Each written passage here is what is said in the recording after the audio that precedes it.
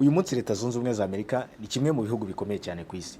Ariko se iki gihugu cyabayeho gute? Mu by'ukuri mbere y'uko Amerika ibaho nk'igihugu, ubu butaka bwari bumaze imyaka ibihumbi butuwe n'abaturage kavukire.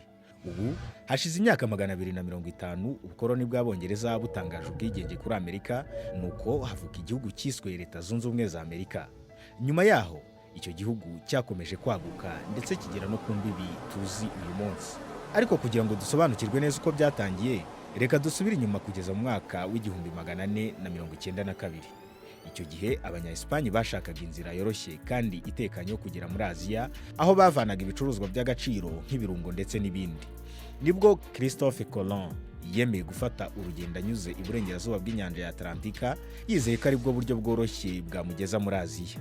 Gusa ntawe uzi ko hagati y'Uburayi na Aziya hari undi mugabane munini nka Amerika. Ubwo Christophe yageraga ku birwa bya Caraïbes, yatekereje ko ageze muri Aziya, nyamara yari ageze ku mugabane wari utaramenywa n'Abanyaburayi. Nyuma y'urugendo rwa Christophe Colomb mu 1492, batangiye kwambuka inyanja ya Atlantika bajya gushakisha ndetse no kwigarurira ubutaka bushya. Mu mpera z'ikinyejana cya 16, Ubwongereza nabwo bwabonye amahirwe yo kwagura ubutegetsi bwabwo muri Amerika ya ruguru, nuko bugerageza gushinga ubukoloni bwa mbere mu 1585, ariko birabananira. Mu 1607 bongeye kugerageza, maze bashinga umudugudu wa mbere uhoraho witwa Jamestown mu gace bise Virginia. Nyuma yaho ibihumbi by'Abongereza bakomeje kwimukira muri Amerika, bamwe bahunga ibibazo by'idini, abandi bakurikiye amahirwe yo gushaka ubutunzi. Ariko iryo terambere ryubakiwe ku mibereho y'abaturage kavukire bari basanzwe batuye muri ayo masambu.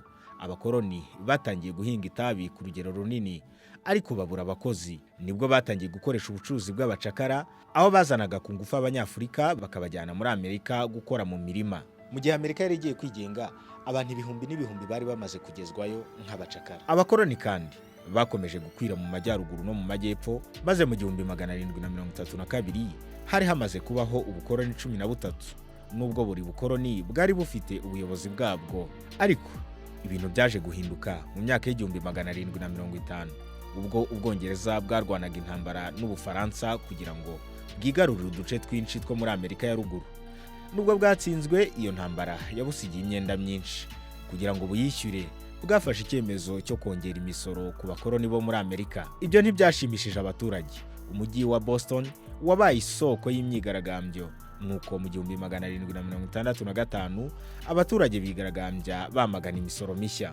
Mu 1770 abasirikare b'Abongereza barashe mu mbaga y'abaturage, abantu 5 bahasiga ubuzima. Ibyo byamenyekanye nka Boston Massacre.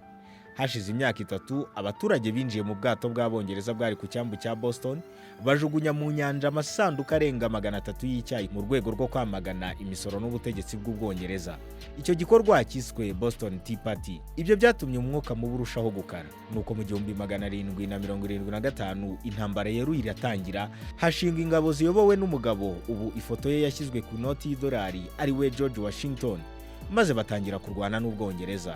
Mu ntangiriro ya za 76, umwanditsi witwa Thomas Paine yasohoye agatabo kitwa Common Sense, ashishikariza abaturage guca burundu umubano n'Ubwongereza. Ubutumwa bwe bwakwiye hose, nuko abantu benshi batangira gushyigikira ubwigenge. Abahagarariye ubukoloni 13 bahuriye i Philadelphia, maze bashinga Thomas Jefferson kwandika inyandiko itangaza ubwigenge. Kuwa 4 z'ukwa karindwi 1776, iyo nyandiko yemejwe ku mugaragaro n'abahagarariye ubukoloni 13, nibwo havutse Leta Zunze Ubumwe za Amerika. Ariko gutangaza ubwigenge ntibyahise birangiza byose. Intambara yarakomeje. Ubwongereza bwohereje abasirikari 32,000 i New York kugira ngo busubize abakoloni ku butegetsi bwabwo. Amerika yasabye ubufasha Ubufaransa na Espagne. Kubera inkunga ya gisirikare n'iy'amafaranga byatanze, nuko ingabo za George Washington zishobora guhangana n'Ubwongereza mu ntambara yamaze imyaka 5 ikanapfiramo abantu ibihumbi. Mu 1781 ku rugamba rwa Yorktown, ingabo z'Abongereza zaragoswe maze zimanika amaboko, nuko intambara irangira gutyo. Nyuma y'iyo ntsinzi, Ubwongereza bwemeye ubwigenge bwa Amerika. Abanyamerika bahise bandika itegeko nshinga rishyiraho uburyo bushya bwo kuyobora igihugu, hariho n'umwanya wa perezida. Nuko mu 1789 intwari y'intambara George Washington aba perezida wa mbere wa Leta Zunze Ubumwe za Amerika. Kuva icyo gihe Amerika yakomeje kwaguka no gukomera kugeza ibaye kimwe mu bihugu bifite ijambo rikomeye ku isi. Ariko kugeza uyu munsi impinduramatwara yo mu 1776 n'itegeko nshinga ryayo byakomeje kuba ishingiro ry'uburyo iki gihugu kiyoborwa ndetse n'uburyo kibonwa ku ruhando mpuzamahanga.